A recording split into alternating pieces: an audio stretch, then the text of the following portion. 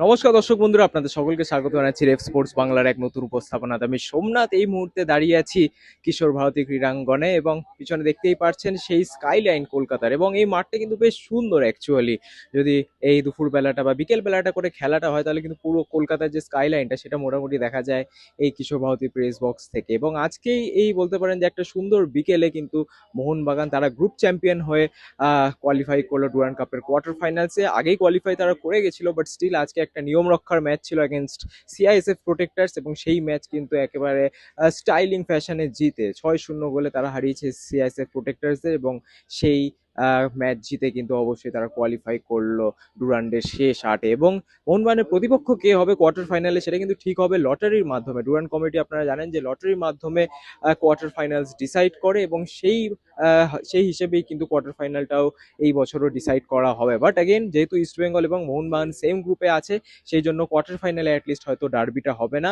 Semifinal বা ফাইনালে গিয়ে আমরা হয়তো ডার্বি দেখতে পারবো। বাট হ্যাঁ, মোহনবাগানের আজকে যদি এই পারফরমেন্স নিয়ে বলতে হয়, তাহলে এই ভিডিওতে আমরা পাঁচটা এরকম পয়েন্টার্স, যেরকম আপনারা জানেন যারা অনেকদিন ধরে দেখছেন রেফ স্পোর্টস বাংলার এই প্রোগ্রামটা, তারা কিন্তু জানেন যে আমরা ম্যাচের পরে আমরা এরকম একটা ভিডিও বানাই যেখানে পাঁচটা পয়েন্টার্স আমরা নোট আউট করি ম্যাচ থেকে, এবং মোহনবাগানে কি কি প্রাপ্তি এই ম্যাচ থেকে সেই সবই ডিসকাস করবো আজকের এই 5 পয়েন্টের ভিডিওতে। প্রথম পয়েন্ট অবশ্যই সাহাল আব্দুল সামাদ, মানে what a player.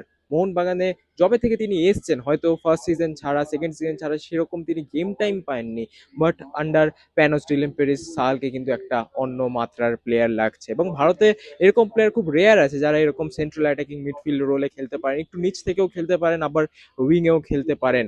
Sahal Abdul Samad কিন্তু ঠিক একই পজিশনটাই খেলছেন, এবং স্টার্ট অবশ্যই তিনি করছেন নাম্বার 10 পজিশনে, বাট যেভাবে তিনি গোলের কাছে চলে যাচ্ছেন, সেকেন্ড স্ট্রাইকার পজিশনে চলে যাচ্ছেন, এটা কিন্তু মোহনবাগানের জন্য একটা বাড়তি প্রাপ্তি অবশ্যই। এবং যখন মোহনবাগান আইএসএল এ নামবে নিজের ফুল স্কোয়াড নিয়ে, 4টে বিদেশি এবং ভারতীয় প্লেয়ারদেরকে নিয়ে যখন নামবে, সাহাল আব্দুল সামাদ নিঃসন্দেহে সেই স্টার্টিং 11-এ পার্ট হবে, এটা কিন্তু একেবারে বলাই যায়। যদিও তখন হয়তো মিগেল খেলবেন ম্যাকলারের নিচে, বাট অ্যাগেন সাহাল আব্দুল সামাদকে সেই ডাবল পিভটেও হয়তো ইউজ করতে পছন্দ করবেন কোচ প্যানোস ডিলিপ্রিস। কারণ ওয়াই নট, এরকম একটা প্লেয়ার যখন এই ফর্মে আছে, আমার মনে হয় যে তাকে বসানোটা একেবারেই ঠিক হবে না। আজকে তিনি হ্যাট্রিক করলেন, এবং ডুরান্ড কাপে কিন্তু মোহনবাগান প্লেয়ার হিসেবে এটা সেকেন্ড হ্যাট্রিক। আপনারা জানেন যে আগের ম্যাচে কিন্তু মনবীর সিং তিনিও হ্যাট্রিক করেছিলেন। আজকে খুব একটা ভালো দিন যায়নি মনবীর সিং এর, বাট স্টিল তিনি কিন্তু একটা গোলও পেয়েছেন আজকে। But again first point will be for Sahal Abdul Samad, he is absolutely magnificent. যদি আমরা সেকেন্ড পয়েন্ট নিয়ে কথা বলি, তাহলে অবশ্যই একটুখানি আমার মনে হয় যে প্যানোস ডিলিম্পিরিস নিয়েও আমাদের কথা বলা উচিত। কারণ মোহনবাগানের যদি এই টিমটা আপনারা দেখেন এবং গত বছরের টিমসগুলো দেখেন এবং সেই টিমের কোচেদেরকে দেখেন, তাহলে আমার মনে হয় যে প্যানোস ডিলিম্প্রিস ক্লিয়ারলি মাত্র 3টে ম্যাচের মাথায় একটা যে ডিফারেন্স আছে তার এবং বাকিদের মধ্যে, সেটা আমার মনে হয় স্পষ্ট করতে পেরেছেন। যেভাবে তিনি রিজার্ভ বেঞ্চের যে প্লেয়াররা আছে তাদেরকে যেরকম ভাবে গেম টাইম দিচ্ছেন, reserve bench in the sense যেসব প্লেয়ার অ্যাডিশনাল আছে মোহনবাগানের এই সিনিয়র স্কোয়াডে, তাদেরকেও যেভাবে গেম টাইম দিচ্ছেন, আমার মনে হয় সেটাও প্রশংসার যোগ্য। আজকে আপনারা দেখেছেন যে বিশাল কায়েতের জায়গায় কিন্তু আজকে জাহিদ স্টার্ট করেছে গোলকিপিং পজিশনে। এবং দেখুন, জুনিয়র প্লেয়ারদের এটা একটা প্রবলেম থাকবেই যে যে ম্যাচের টেম্পোটা, সিনিয়র টিমের ম্যাচের টেম্পোটা তারা ঠিক বুঝতে পারে না যতটা ভালো তারা সিএফএল ম্যাচে খেলে বা জুনিয়র টিমের ম্যাচে খেলে। বাট অ্যাগেন, যদি এক্সপিরিয়েন্স না দেওয়া হয়, এই প্লেয়াররাও কিন্তু গ্রো করবেন। এবং জাহিদ বলুন এবং গত ইস্ট বেঙ্গল ম্যাচে গৌরব বলুন, এদেরকে যে গেম টাইমটা দেওয়া হচ্ছে, আমার মনে হয় যে এটাই বড় কোচের লক্ষণ। সেকেন্ড হাফে আমরা দেখলাম যে কিয়ান নাসিরি বলুন, অভিষেক সূর্যবংশী বলুন, এই অভিষেক সূর্যবংশী হয়তো আমরা সেই অ্যান্টনি লোপেস হাবাসের যে সিজনটা ছিল যেখানে তিনি আইএসএল শিল্ড জিতেছিলেন, সেই সিজনটার পরে আমরা সেই অর্থে দেখিনি অভিষেক সূর্যবংশীকে। বাট এই বছর কিন্তু আগেন সেই মিডফিল্ড রোলে আমরা দেখতে পাচ্ছি তাকে, এবং যথেষ্ট স্যাটিসফ্যাক্টরি ফুটবল কিন্তু খেলছেন এখানে অভিষেক সূর্যবংশী। এবং অবশ্যই এইটা কিন্তু এই যে পুরো জিনিসটা কৃতিত্ব কিন্তু একেবারেই পান প্যানোস ডিলিম্পেরিস। সো অবশ্যই সেকেন্ড পয়েন্ট ডেডিকেটেড থাকবে প্যানোস ডিলিম্পেরিসকে নেই। আমরা যদি থার্ড পয়েন্টের কথা বলি, তাহলে it will be, I think it will be going to Dejan Drazic. কারণ যেভাবে মোহনবাগানে তিনি প্রথম বিদেশি ছিলেন, ইনফ্যাক্ট মোহনবাগানের এই প্রি সিজনে জয়েন করার ক্ষেত্রে তিনি কিন্তু প্রচন্ড প্রো অ্যাক্টিভ একজন প্লেয়ার। তার যে অফ সিজনটা তিনিও খুব ভালোভাবে কাটিয়েছেন মোহনবাগানে। এই টিমের সাথে যখনই তিনি এসছেন ট্রেনিং করতে তখনই কিন্তু তিনি একেবারেই রেডি ছিলেন। প্রথম এক দুটো প্র্যাকটিস সেশনের পরেই কিন্তু তাকে আমরা দেখেছিলাম যে ডার্বি সেকেন্ড হাফে তিনি নেমেছিলেন, গত ম্যাচেও তিনি নেমেছিলেন, পার্থক্য গড়েছিলেন। এবং আজকেও কিন্তু তার যে এই রানগুলো উইং দিয়ে এবং যে ফ্ললেস একটা ফুটবল, এবং প্রথম হাফে আপনাদের মনে থাকবে যে সাহালের যখন হ্যাট্রিকটা হলো তখনও কিন্তু সাহাল এবং ডেজান রাজিচের যে পেয়ারিংটা অনায়াসে দুজন মিলে 4 থেকে 5 জন ফুটবলারকে কাটিয়ে দিচ্ছিলেন। আমার মনে হয় যে this is pleasing to the eyes, সত্যি খুব ভালো লাগছে দেখতে। আবার এবং মনে হয় ডেজান রাজিচ যে এই মোহনবাগানের সেট আপটা আছে সেই সেট আপের একটা ইন্টিগ্রাল পার্ট। যখন আইএসএল শুরু হবে 11টা প্লেয়ার নিয়ে মোহনবাগান খেলবে, সেখানে 4টে বিদেশি থাকবে, সামির জেলকোভিচ চলে আসবে, 6 ফরেনার চলে আসবে, আমার মনে হয় যে তখনও ডেজান রাজিচ এই স্টার্টিং 11 পার্টই থাকবে। কারণ আপনারা যদি মোহনবাগান মিডফিল্ডটা দেখেন, দেশি মিডফিল্ডটা দেখেন, আপুইয়া তার একটা ইনজুরি আছে ঠিকই, এখন তিনি খেলছেন না। ডুরান্ড কাপের যে পরবর্তী ম্যাচগুলো আছে সেখানে হয়তো তিনি স্টার্ট করবেন, বাট তারপরে অনিরুদ্ধ থাপা আছেন, দীপক টাংরি আছেন, অভিষেক সূর্যবংশী তিনি খেলছেন। সো যে ডেপথটা আছে আমার মনে হয় যে কোচ প্যানোস ডিলিম্পেরিস এই ডেপথটাকে কাজে লাগাতে পারে, এবং সেই অর্থে তাহলে 4টে ফরেনার যখন মোহনবাগান নিয়ে নামবে, ডিফেন্সে অ্যালবার্টো রড্রিগেজ এবং 3টে foreigner up front, Dejan Drazic, Jamie Maclaren এবং মিগেল ফেরেরা, এবং যেই ভারসাম্যটা ডেজান রাজিচ অ্যাকচুয়ালি দিচ্ছে এই টিমটাকে, আমার মনে হয় যে দ্যাট ইজ মাচ নিডেড। কখনো যখন জায়গা ফাঁকা হচ্ছে তিনি সেন্ট্রাল অ্যাটাকিং মিডফিল্ড পজিশনে চলে যাচ্ছেন, কখনো উইংয়ে চলে যাচ্ছেন, কখনো সেকেন্ড স্ট্রাইকার রোলেও কিন্তু তিনি খেলে দিচ্ছেন, এবং এরকম একটা ভার্সেটাইল প্লেয়ার আমার মনে হয় সত্যি দরকার মোহনবাগানের জন্য। এবং so our third point will be for Dejan Drazic. এবং তার ছাড়াও যদি কথা বলি আমাদের ফোর্থ পয়েন্ট নিয়ে, সেটা আমার মনে হয় যে অবশ্যই কথা বলা উচিত টেকচাম অভিষেক সিংকে নিয়ে। আপনারা বলবেন যে সোমনাথ কেন আজকের ম্যাচে টেকচাম অভিষেক সিং এর কথা বলছো? কারণ আজকে তিনি যে গোলটা করলেন সেকেন্ড হাফে, এটা কিন্তু তার প্রথম গোল মোহনবাগান জার্সিতে, মোহনবাগান সিনিয়র টিমে।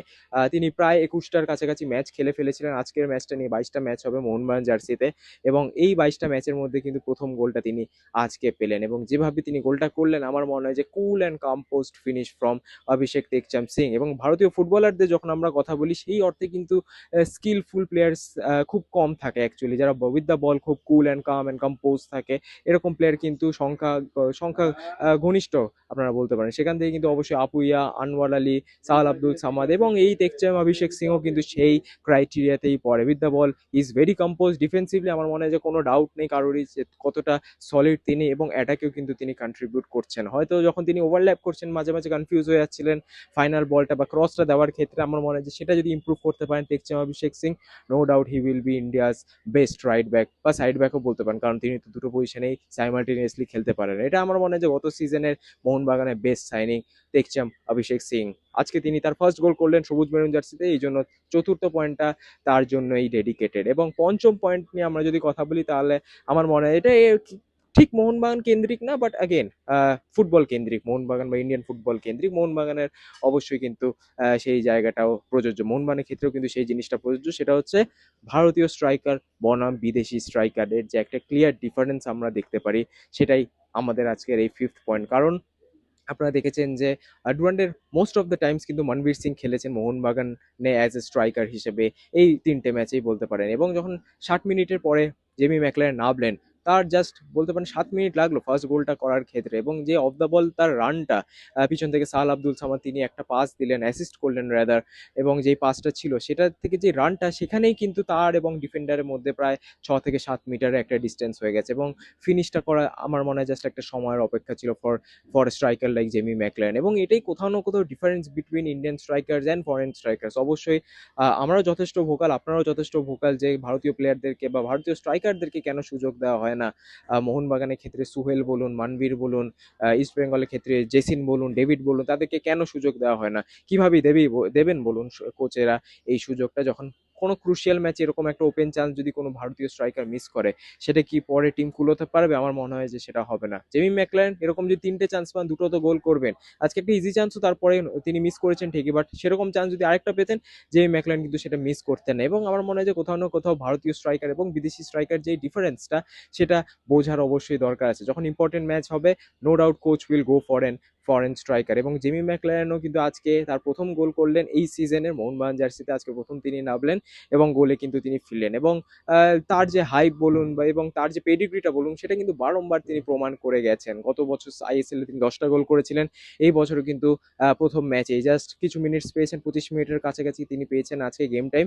সেখানেও কিন্তু জেমি ম্যাকল্যান গোল করে বুঝিয়ে দিলেন যে কেন তিনি ভারতে খেলা one of the best strikers. এবং অবশ্যই যখন 6 পয়েন্টার মোহনবাগানে আসবে, জেমি ম্যাকল্যানও কিছুটা হলেও ব্যাকআপ পাবে। এবং সবথেকে ইম্পর্টেন্ট, মিগেল ফেরেরা যখন জেমি ম্যাকল্যানের পিছনে সেই নাম্বার 10 পজিশনে খেলবে, কতটা ভয়ঙ্কর হয়ে উঠবেন তিনি। আমার মনে হয় সেটা দেখার জন্যই অধীর আগ্রহে ওয়েট করছে মোহনবাগান সমর্থকেরা। এবং ম্যাচের শেষে খুব একটা সুন্দর একটা মুহূর্ত আমরা দেখলাম যে যে বল আছে সেই বলটা কিন্তু মোহনবাগান প্লেয়াররা সমর্থকদের উপহার দিলেন। এবং এটাও কিন্তু দেখতে খুব ভালো লাগলো। ভাইকিং ক্ল্যাপস হচ্ছিল, চিয়ার করছিলেন তারা মিগেলের জন্য, দীপক টাংরির জন্য।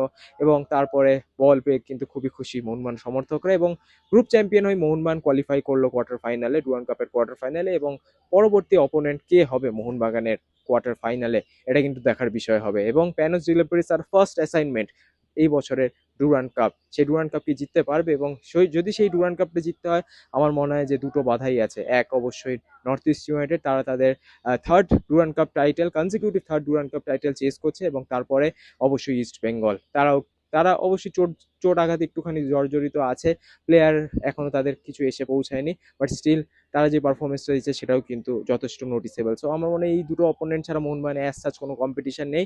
It can be a smooth run for Mohun Bagan to the Durand cup finals. এবার দেখা যাক কি হয়।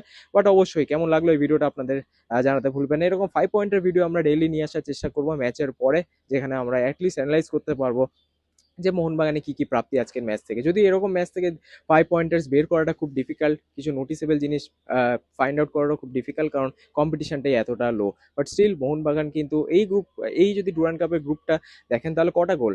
ইস্ট বেঙ্গল এগেন্স্টে একটা গোল, সাউথ ইউনাইটেডের বিরুদ্ধে 8টা গোল, এবং আজকে 6টা গোল। তাহলে 3 ম্যাচে 15টা গোল করেছে মোহনবাগান, এবং তারা কিন্তু একটা গোলও কনসিড করেনি। 3 consecutive clean shits for Mohun Bagan.